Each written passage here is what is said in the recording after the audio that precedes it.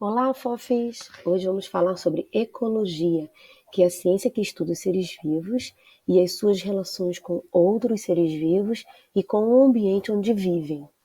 Eco vem de oikos, casa, logia vem de estudo. Alguns conceitos em ecologia precisam ser estudados: habitat, nicho ecológico, espécie, população, comunidade e ecossistema. A coluna da direita tem as definições fora da ordem, e agora vamos ligar.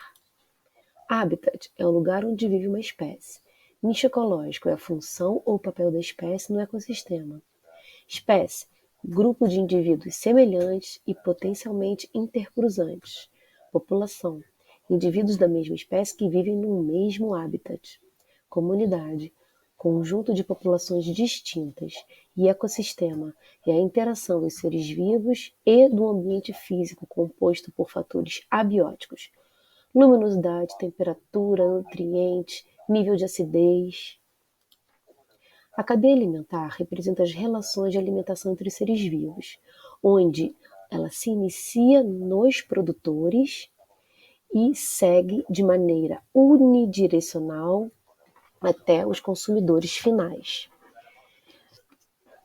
Os produtores são representados pelos seres fotossintetizantes que transformam a energia luminosa do Sol em energia química, que é a glicose.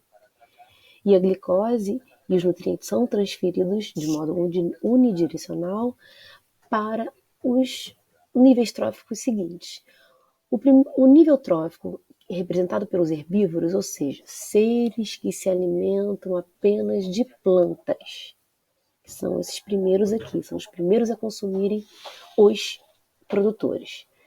E os níveis tróficos subsequentes são os carnívoros, ou seja, são animais ou seres que se alimentam apenas de animais.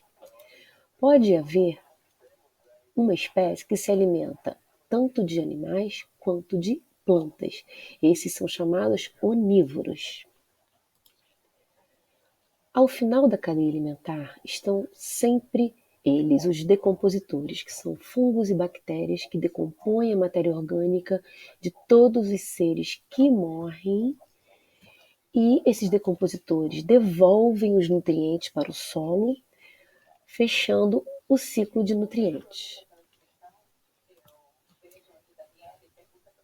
Os integrantes de uma cadeia alimentar são representados em diferentes níveis tróficos. A base da cadeia alimentar, que é representada pelos produtores, se chama primeiro nível trófico. O segundo nível trófico é representado pelos consumidores de primeira ordem, ou consumidores primários. O terceiro nível trófico é representado pelos consumidores de segunda ordem, ou consumidores secundários.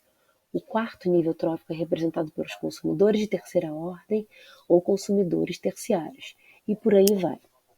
Lembrando que esses níveis tróficos, como se fossem degraus de uma escada, e sempre começamos no primeiro degrau, que são os produtores, os que produzem a glicose, que é a base da cadeia alimentar. Diversas cadeias alimentares interagindo representam uma teia alimentar. Então aqui nós temos cada seta representada por uma cor diferente, o que representa várias cadeias em uma única teia. Então, sempre quando há uma bifurcação ou um mesmo tipo de produtor servindo de alimento para diferentes espécies, temos uma teia alimentar. E o que acontece quando algum desses integrantes de qualquer nível trófico ele entra em extinção ou ele é retirado? O que acontece? Por exemplo, se esse topo de cadeia aqui ele entra em extinção, o que acontece com essa população de papagaios? Ela aumenta ou diminui? Se não tem nenhum indivíduo consumindo, ela vai aumentar. E os produtores tendem a diminuir, porque é mais papagaios se alimentando dos produtores. Então, essa alteração no número de indivíduos em cada nível trófico altera outros níveis tróficos e outras cadeias.